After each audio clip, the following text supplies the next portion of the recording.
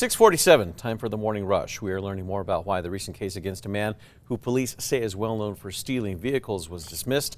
In May of last year, police were called out to the Albuquerque Sunport to speak with then 33-year-old Morgan Fuller. After officers arrived, they took him in on an active warrant that he already had. However, Fuller's case from this latest issue was later dismissed without prejudice because of lack of competency. New Mexico and federal law enforcement agencies are still investigating an officer-involved shooting involving a man that's accused of killing a woman during a carjacking. State police was alerted that a woman was shot and killed by a man later identified as Jacari Porter in a carjacking at the Sky City Casino. Porter was shot after he fired several rounds at officers. He was arrested and taken to the hospital. One of the two women who were found in Southern California while being wanted for murder are scheduled to be back in court. 23-year-old Catherine Silas and 27-year-old Samantha Villalba. They are now accused of shooting and killing Adam Morris. That was near Carlisle and Hermosa Drive back in August.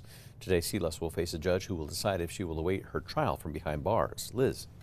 Temperatures continue to cool off across the state today as both winds and cloud cover pick up this afternoon. Stephanie? New Mexico Attorney General Raul Torres says the State Department of Justice is keeping a close eye on the new Federal Department of Government Efficiency.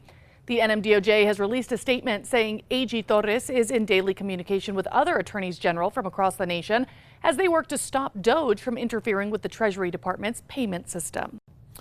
There is now a new artwork on display in downtown Albuquerque. You can find the mural that's called La Puesta del Sol, painted by local artist Roberto Lara on the Rail Yards Pattern House downtown. The mural was commissioned by the city's arts board to be the first public artwork that's going to be along the rail trail. A cat who got lost after his owner got into a serious car crash is waking up safe and sound in his home this morning. On January 8th, Byung Kang was on his way to New Mexico from Georgia when the winds suddenly flipped his truck and RV.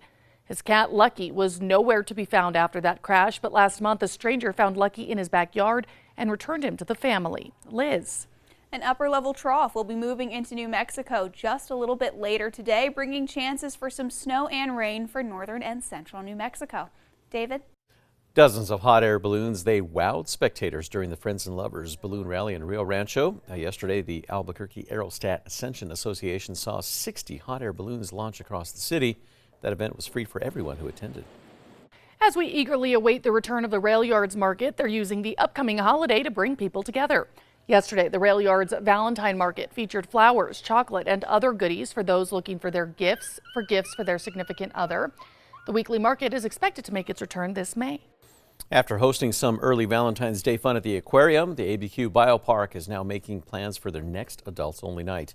Officials say around 200 people came to the annual event, and they are already looking forward to next year's event. They also say there's a big after-hours one that's planned for the zoo in April. Liz. All maps are clear with no major accidents or slowdowns. Traffic is headed south on I-25 near the Big I. A dog named Coda is living up to his name and concludes an act with a new record. Coda, the Cocker Spaniel dog, paddled her way through 40 people standing together as a human chain. The feat got Coda a new world record for dogs skateboarding through the longest human chain. Time now for the 5 facts. At number 5, as we eagerly await the return of the Rail Yards Market, they are now using the upcoming holiday to bring people together. Well, yesterday, the Rail Yards Valentine Market featured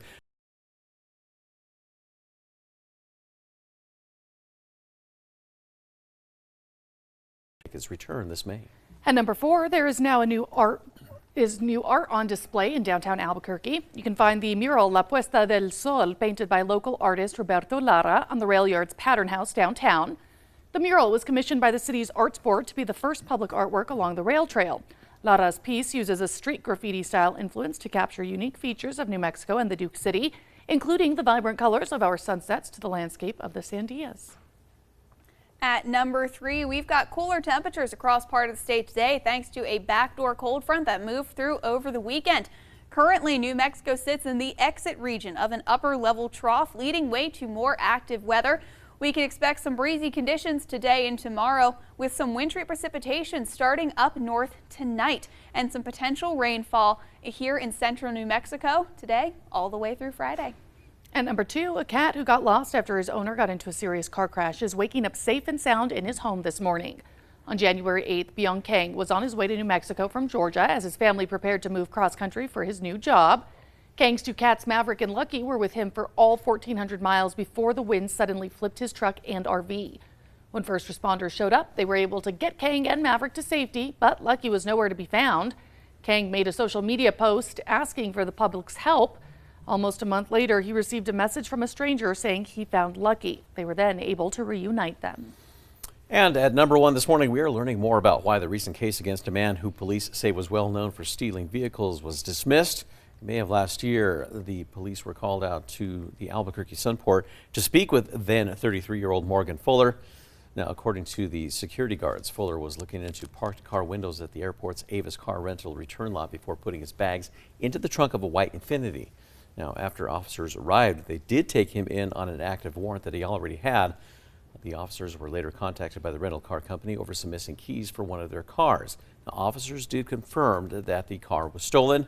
However, Fuller's case was later dismissed without prejudice because of a lack of competency.